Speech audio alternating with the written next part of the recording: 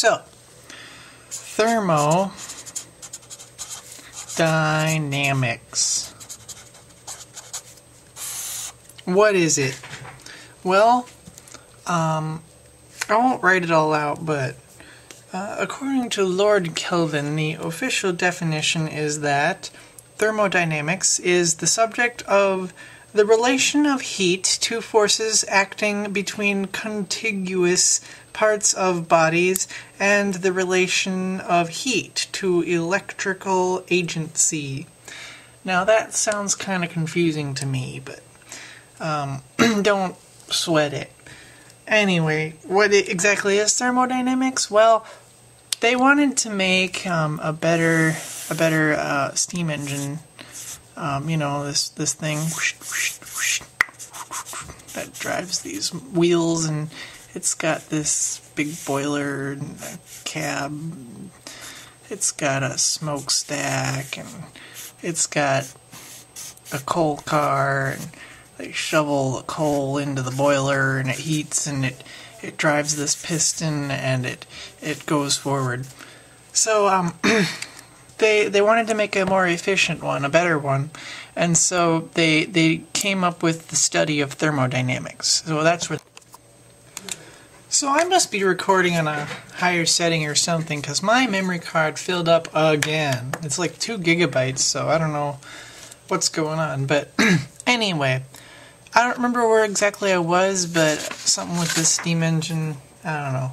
Basically, what thermodynamics is you've got this system thing here. This is the system inside of here. And then this layer here is called the boundary. And then everything else is the how do you spell surroundings? 2 R's? Surroundings. Basically, the surroundings is the rest of the universe. So, what kinds of systems do we have here?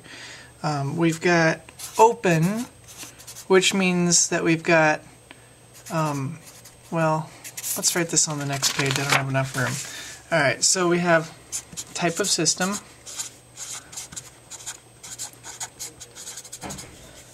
Do we have mass flow?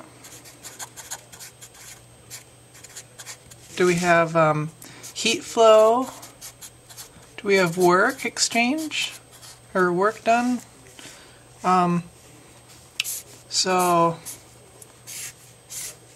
just basically 3 different types here. We've got an open system, in which case everything can be exchanged between the system and the surroundings. And then we have closed, in which case no actual mass goes between them, but you can heat can flow between them. Whoops, this is supposed to be an X. Heat can flow between them, and work can be done on the system, or by the system. And then we have isolated systems, which nothing can be exchanged between the surroundings and the system. Now, we have basically 3 or 4 laws of thermodynamics. So, I'll introduce them one at a time.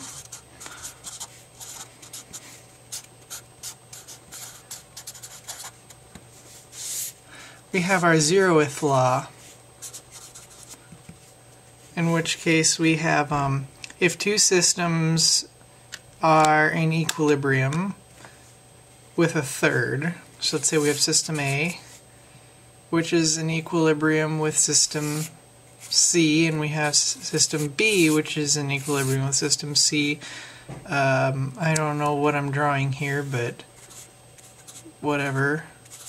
Then we have system A is in equilibrium with system B, I mean. It's basically like, you know, from, I don't know what it is, geometry or something. If A equals C and B equals C, then A equals B. It's sort of like a duh theorem. So that's why it's the zeroth law, I guess, because it's kind of a duh thing. Anyway, let's talk about the first law,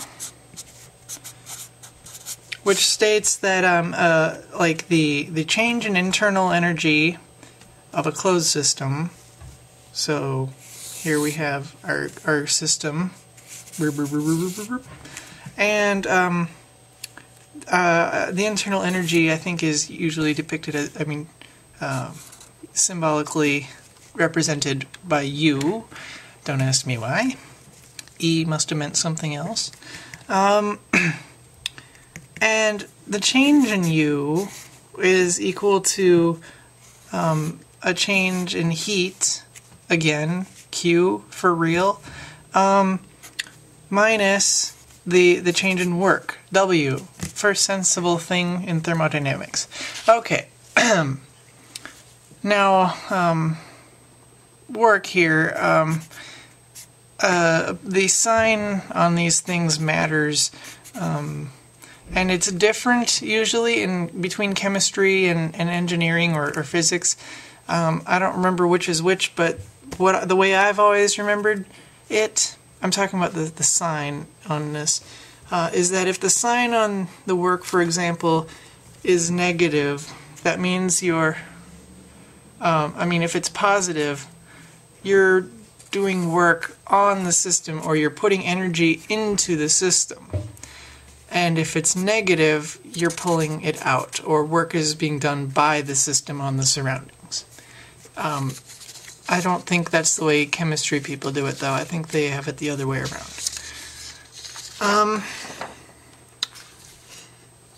Oh yeah, one other thing. Work.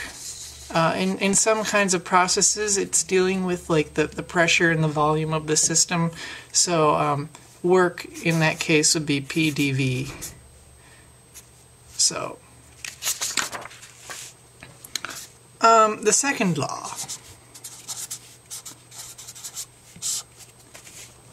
It basically says heat can't go from a colder system to a hotter system. So it can't decide, you know what, I'm tired of being in this cold system, I'm going to go over there to that nice warm system. Sorry, heat, you're stuck here in Minnesota. So basically, oftentimes the concept of entropy comes in, and reversibility.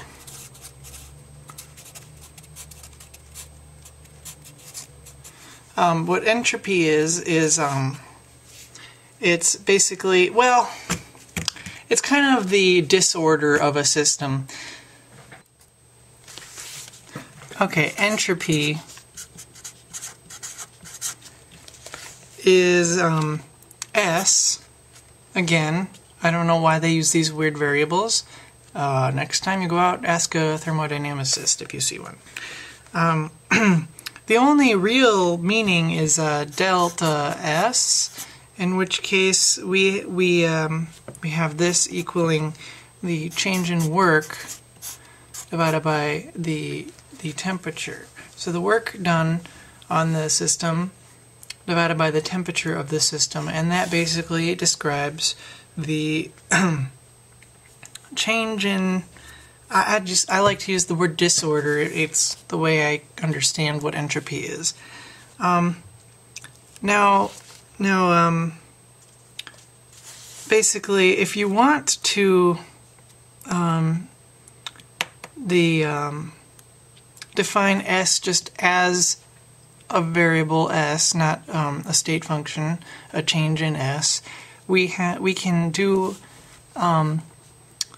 that, kind of, and this is equal to K times the natural log of P, and this is not pressure, this is the probability of finding the system in such and such a state. I think it's called a microstate. And K is the Boltzmann constant. So there you have it. That's what entropy is.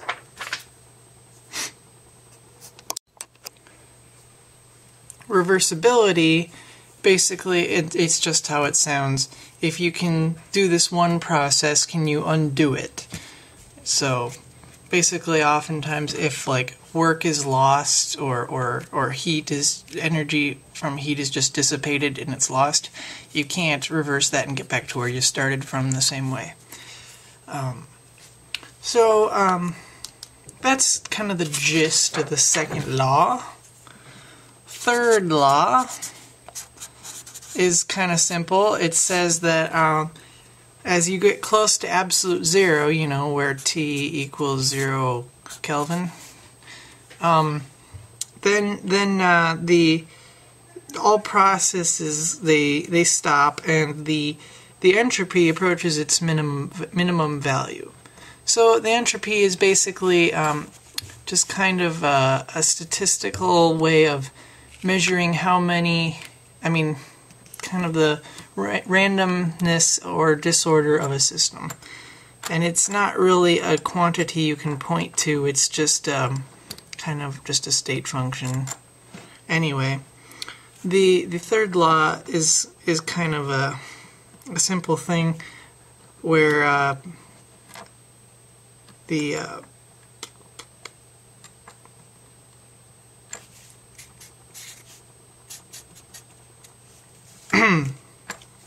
anyway, thermodynamics. Let's say the zeroth law. It's basically you must play this game. And the first law, it's basically you can't win this game. And the second law, you know what? You can't even break even.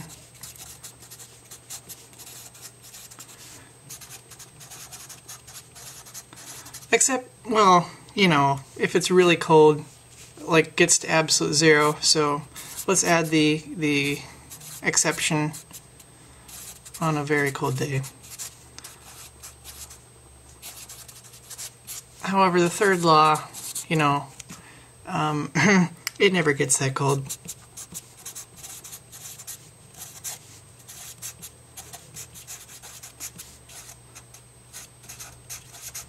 Sorry, not even in Minnesota. Now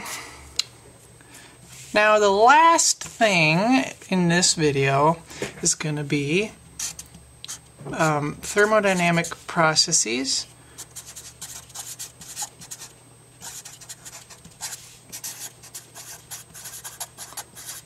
There are several different types. So first one, isobaric, and then this occurs at constant pressure. Then we have isochoric, and this occurs at constant volume. And we have isothermal, occurs at, guess what, constant temperature. And we have adiabatic. And this occurs when there's no heat transfer, so dq equals 0. Then we have isentropic, constant entropy, and this occurs, so we have constant entropy, and also, actually, it's a reversible adiabatic process. Reversible adiabatic. And we have isenthalpic. I didn't introduce enthalpy. It's oftentimes discussed during the first law, but oh well, I won't even bother writing that down. And we have isolated.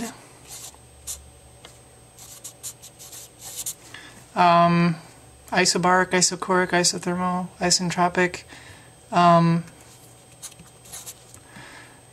constant pressure, constant volume. This must mean constant deadline. I don't know. No, it just means basically no mass, no heat, no work. I don't know. That's lame. Okay, but the thing is, the one that we're going to be looking at later on to describe a rocket engine, the processes that go inside in there, is isentropic. So, hold this thought.